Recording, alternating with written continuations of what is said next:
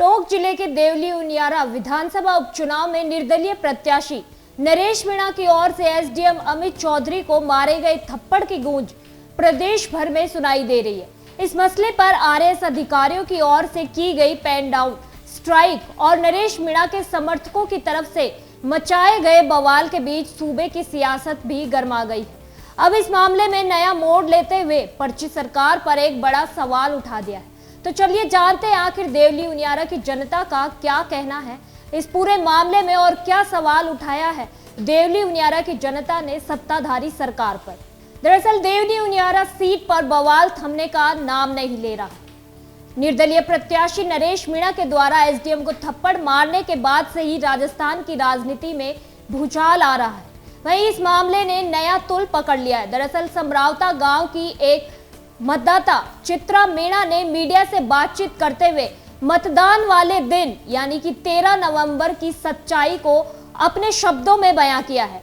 आपको बताते चले कि चित्रा मीणा आशा सहयोगिनी है जिन्होंने मतदाता जागरूकता कार्यक्रम में भी बढ़ चढ़कर भाग लिया। चित्रा ने पूरी कहानी अपने लफ्जों में बताई।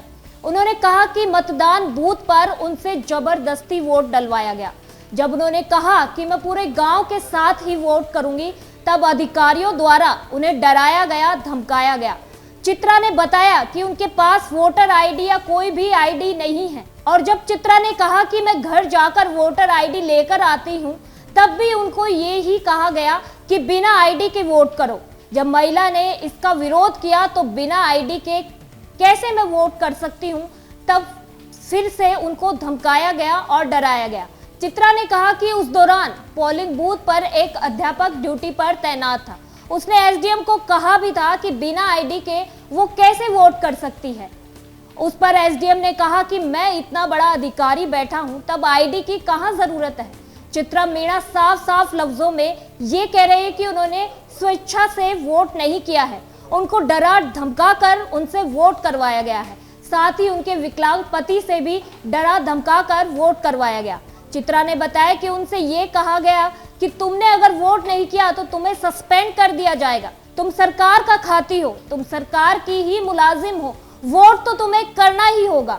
चित्रा ने बताया कि हम पूरा समाज एकजुट थे जिसमें तेली, गुर्जर सभी जातियां शामिल थी, ना कांग्रेस का था कोई, ना कोई बीजेपी का। आपको बता दें कि ग्रामीणों की मांग थी कि उनको देवली उपखंड में शामिल ना करके उनियारा उपखंड में शामिल किया जाए।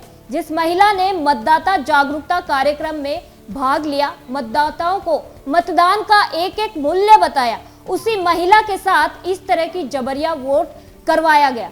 तो देखा आपने कैसे और समरावता गांव में लोकतंत्र की हत्या की गई।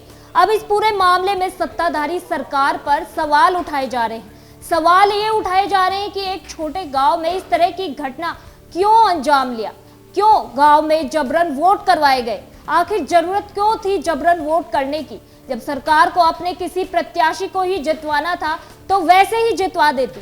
चित्रा ने यह भी कहा कि पुलिस कर्मियों ने नरेश मीणा को रात को ही गिरफ्तार क्यों किया, तब की तब क्यों नहीं गिरफ्तार कर लिया था।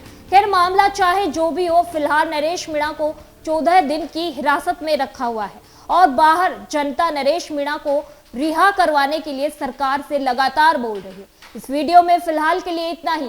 ऐसी ही तमाम जानकारियों के लिए जुड़े रहिए मॉर्निंग न्यूज इंडिया के साथ। धन्यवाद। ऐसे ही और वीडियोस देखने के लिए सब्सक्राइब करें मॉर्निंग न्यूज इंडिया को और जुड़े रहिए हमारे साथ।